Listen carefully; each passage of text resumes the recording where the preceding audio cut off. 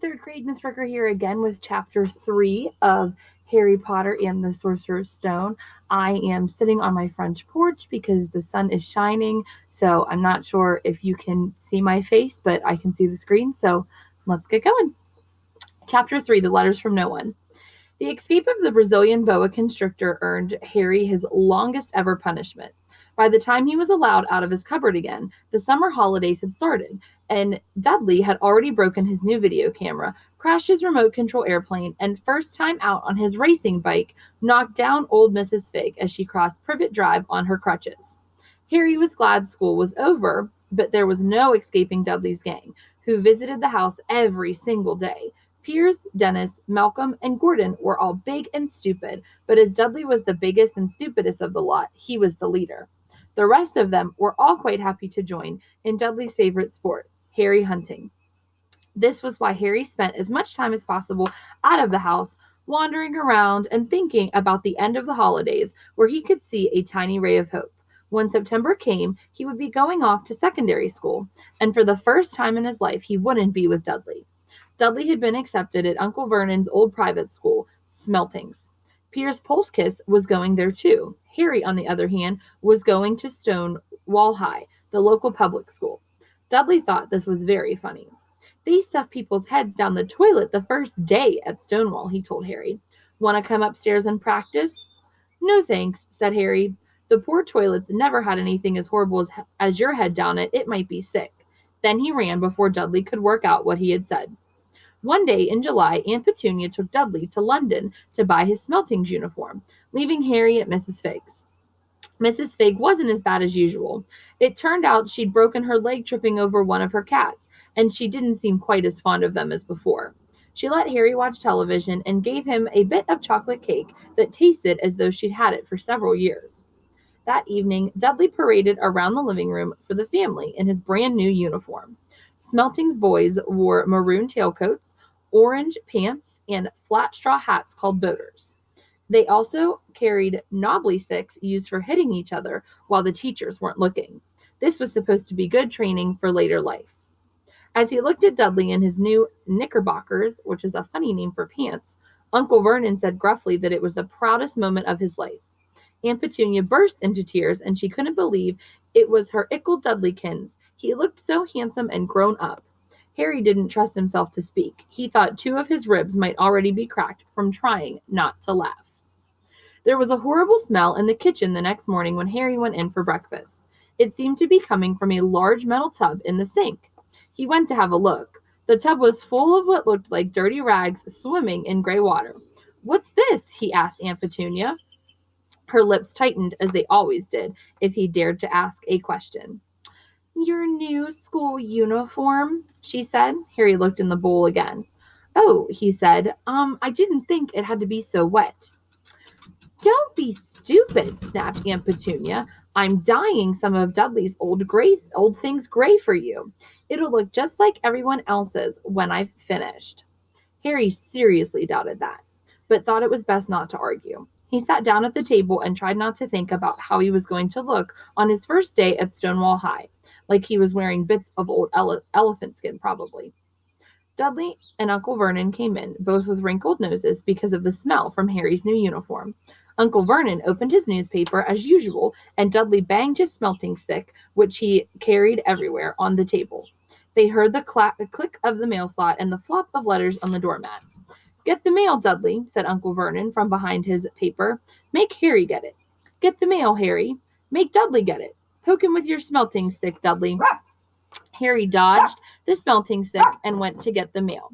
Three things lay on the doormat: a postcard from Uncle Vernon's sister Marge, who was vacationing on the Isle of Wight, a brown envelope that looked like a bill, and a letter for Harry. Harry picked it up and stared at it, his heart twanging like a giant elastic band. No one ever in his whole entire life has written to him. Who would? He had no friends, no other relatives. He didn't belong to the library, so he'd never even gotten rude notes asking for books back. Yet here it was, a letter addressed so plainly there could be no mistake. Mr. H. Potter, The Cupboard Under the Stairs, 4 Pivot Drive, Little Winging, Surrey. The envelope was thick and heavy, made of yellowish parchment, and the address was written in emerald green ink. There was no stamp. Turning the envelope over, his hand trembling, Harry saw a purple wax seal bearing a coat of arms, a lion, an eagle, a badger, and a snake surrounding a large letter H. "Hurry up, boy," shouted Uncle Vernon from the kitchen. "What are you doing, checking for letter bombs?" He chuckled at his own joke. Harry went back to the kitchen, still staring at his letter. He handed Uncle Vernon the bill and postcard, sat down, and slowly began to open the yellow envelope. Uncle Vernon ripped open the bill, snorted in disgust, and flipped over the postcard. "Marge is ill," he informed Aunt Petunia. "Ate a funny whelk." "Dad," said Dudley suddenly, "Dad, Harry's got something." Harry was on the point of unfolding his letter, which was written on the same heavy parchment as the envelope, when it was jerked sharply out of his hands by Uncle Vernon. "That's mine," said Harry, trying to snatch it back. "Who'd be writing to you?" sneered Uncle Vernon, shaking the letter open with one hand and glancing at it. His face went from red to green faster than a set of traffic lights, and it didn't stop there. Within seconds, it was a grayish white of old porridge. "Petunia!" he gasped. Dudley tried to grab the letter to read it, but Uncle Vernon held it high out of his reach. Aunt Petunia took it curiously and read the first line. For a moment, it looked as though she might faint. She clutched her throat and made a choking noise. "Vernon! Oh, my goodness, Vernon!" They looked at each other, seeming to have forgotten that Harry and Dudley were still in the room. Dudley wasn't used to being ignored. His father gave a sharp tap on his head with his smelting stick. "I want to read that letter," he said loudly. "I want to read it," said Harry furiously, "as it's my letter." "Get out, both of you," croaked Uncle Vernon, stuffing the letter back inside of its envelope. Harry didn't move. "I want my letter," Harry shouted. "Let me see it," demanded Dudley. "Out!" roared Uncle Vernon, and he took both Harry and Dudley by the scuffs of their neck and threw them in the hall, slamming the kitchen door behind them. Harry and Dudley promptly had a furious but silent fight over who would listen at the keyhole. Dudley won, so Harry, his glasses dangling from one ear, lay flat on his stomach to listen at the crack between the door and the floor. "Vernon," Aunt Petunia was saying in a quivering voice, "look at the address. How could they possibly know where he sleeps? You don't think they're watching the house, do you?" "Watching, spying, might be following us," muttered Uncle Vernon widely. "But what should we do, Vernon? Should we write back? Tell them we don't want—" Harry could see Uncle Vernon's shiny black shoes pacing up and down the hall. "No," he said finally. "No, we'll ignore it. If they don't get an answer, yes, that's best. We won't do anything. But I'm not having one in the house, Petunia. Didn't we swear when we took him in we'd stamp out that dangerous nonsense?" That evening, when he got back from work, Uncle Vernon did something he'd never done before. He visited Harry in his cupboard. "Where's my letter?" said Harry, the moment Uncle Vernon had squeezed through the door. "Who's writing to me?" "No one. It was addressed to you by mistake," said Uncle Vernon shortly. "I have burned it." "It was not a mistake," said Harry angrily. "It had my cupboard on it." "Silence," yelled Uncle Vernon, and a couple of spiders fell from the ceiling. He took a few deep breaths and then forced his face into a smile, which looked quite painful. Yes, Harry, about the cupboard. Your aunt and I have been thinking. You're really getting a bit big for it. We think it might be nice if you moved into Dudley's second bedroom." "Why?" said Harry. "Don't ask questions," snapped his uncle. "Take this stuff upstairs now."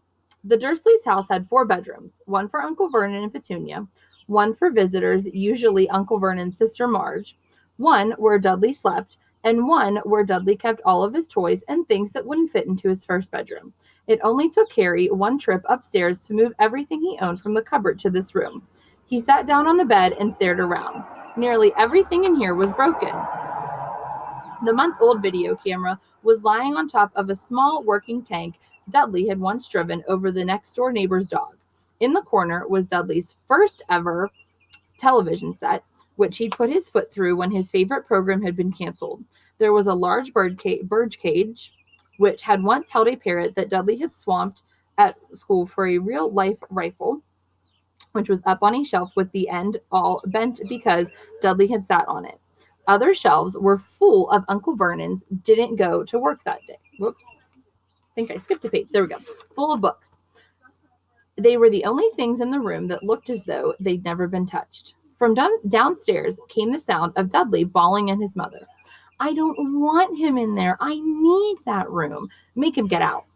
Harry sighed and stretched out on the bed. Yesterday, he'd have given anything to be up here. Today, he'd rather be back in his cupboard with that letter than up here without it. Next morning at breakfast, everyone was rather quiet. Dudley was in shock. He screamed, whacked his father with his smelting stick, been sick on purpose, kicked his mother, and thrown his tortoise through the greenhouse roof, and he still didn't have his room back. Harry was thinking about this time yesterday and bitterly wishing he'd opened the letter in the hall. Uncle Vernon and Aunt Petunia kept looking at each other darkly. When the mail arrived, Uncle Vernon, who seemed to be trying to be nice to Harry, made Dudley go and get it. They heard him banging through with his smelting stick all the way down the hall. Then he shouted, "There's another one! Mr. H. Potter, the smallest bedroom, 4 Pivot Drive." With a strangled cry, Uncle Vernon leapt from his seat and ran down the hall, Harry right behind him. Uncle Vernon had to wrestle Dudley to the ground to get the letter from him, which was made difficult by the fact that Harry had grabbed Uncle Vernon around the neck from behind. After a minute of confused fighting, in which everyone got hit a lot by the smelting stick, Uncle Vernon straightened up, gasping for breath, with Henry's letter clutched in his hand. "Go to your cupboard. I mean your bedroom," he wheezed at Harry. "Dudley, go, just go." Harry walked around and round his new room. Someone knew he had moved out of his cupboard, and they seemed to know he hadn't received his first letter. Surely that meant they'd try again, and this time he'd make sure they didn't fail. He had a plan. The repaired alarm clock rang at 6 o'clock the next morning. Harry turned it off quickly and dressed silently. He mustn't wake the Dursleys. He stole downstairs without turning on any of the lights. He was going to wait for the postman on the corner of Pivot Drive and get the letters from number 4 first. His heart hammered as he crept across the dark hall towards the front door.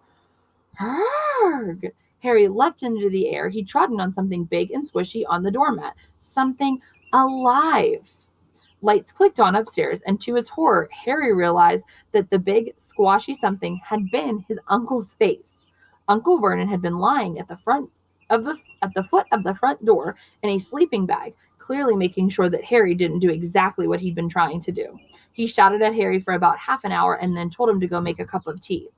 Harry shuffled miserably off into the kitchen, and by the time he got back, the mail had arrived, right into Uncle Vernon's lap.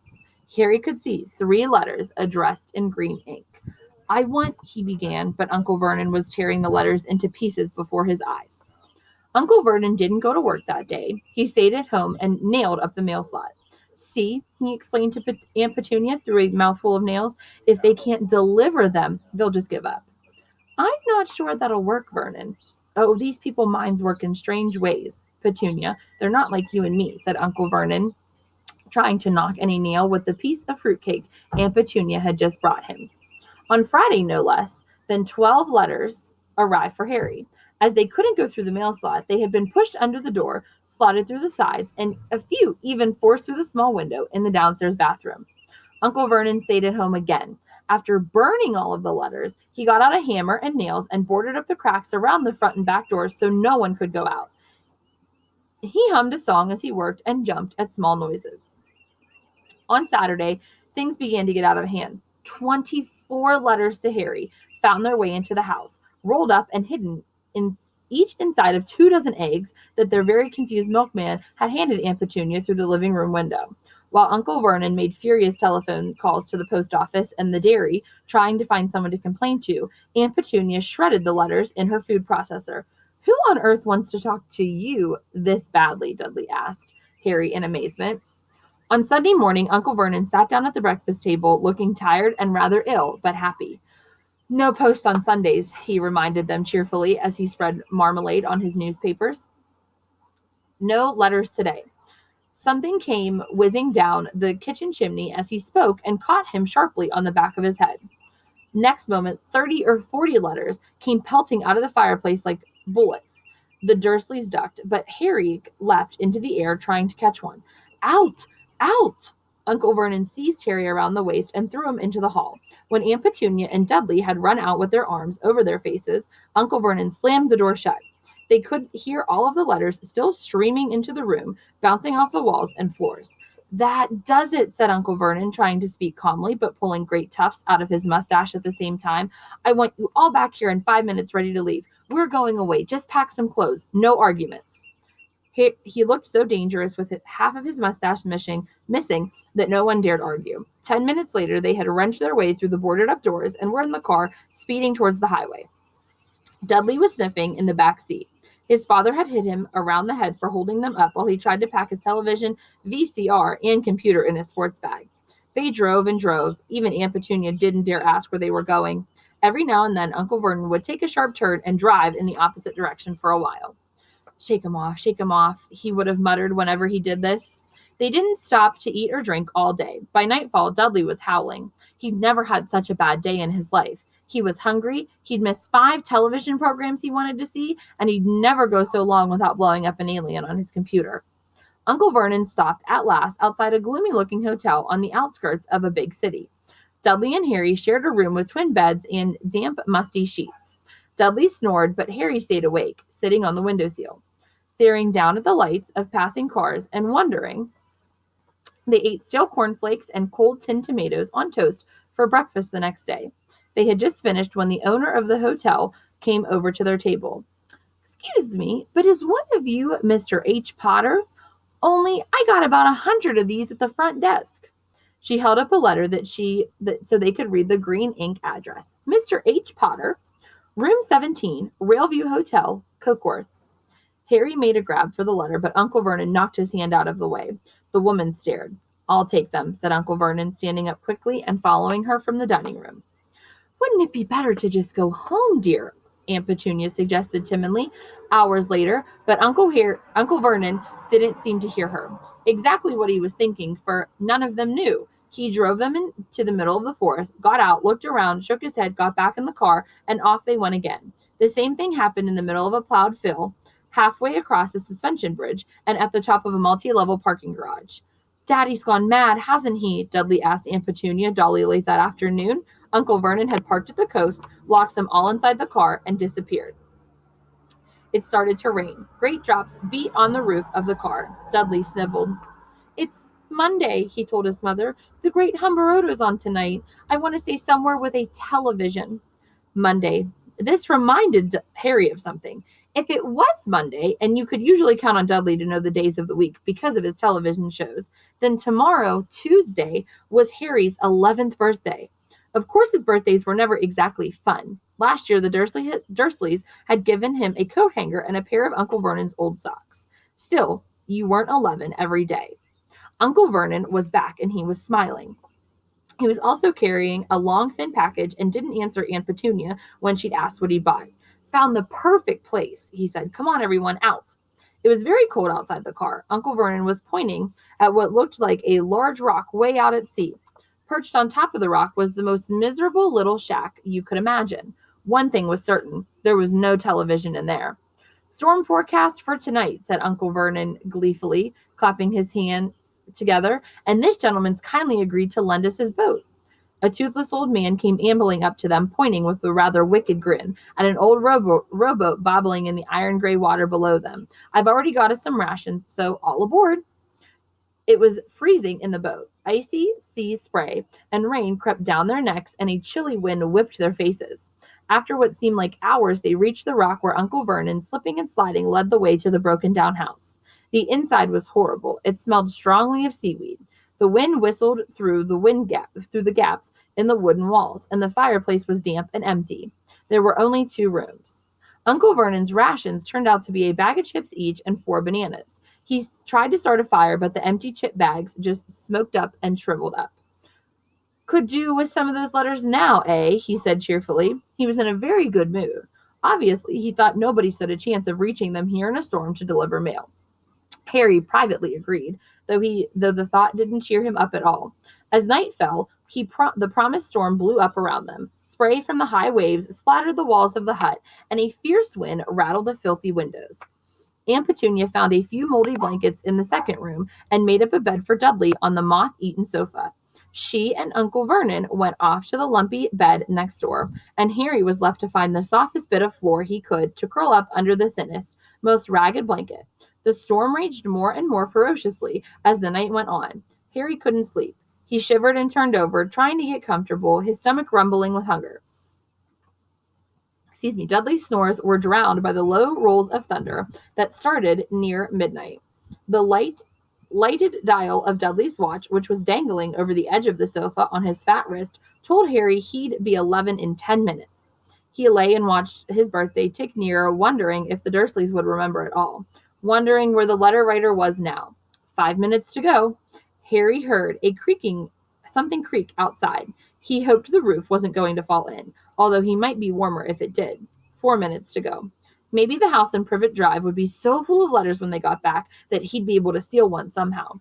3 minutes to go.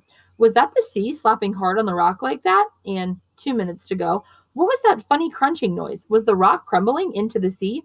1 minute to go and he'd be 11. 30 seconds. 20. 10. 9. Maybe he'd wake Dudley up just to annoy him. 3, 2, 1. Boom. The whole shack shivered, and Harry sat bolt upright, staring at the door. Someone